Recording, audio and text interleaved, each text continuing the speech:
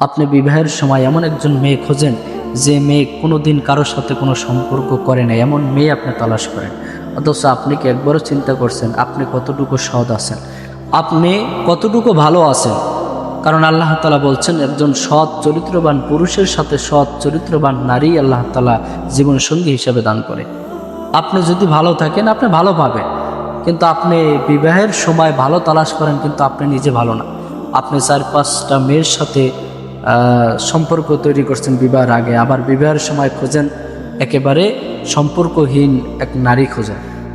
আপনি ভালো হন, আপনি ভালো থাকেন, আপনি ভালো হন, আপনি নারীদের থেকে দূরে থাকেন, আপনি সৎ চরিত্রবান হন, অবশ্যই আল্লাহ তাআলা আপনার জন্য একজন ভালো সৎ চরিত্রবান নারী মিলিয়ে দেবে। এজন্য আপনি নিজে সৎ হয়ে এরপরে সৎ তালাশ করেন। আপনি নিজে অসৎ হইয়া সৎ তালাশ করবেন কেমনে? আপনি ভালো হন, এটা আল্লাহ তাআলার কথা। আপনি ভালো হলে আপনি ভালো পাবেন।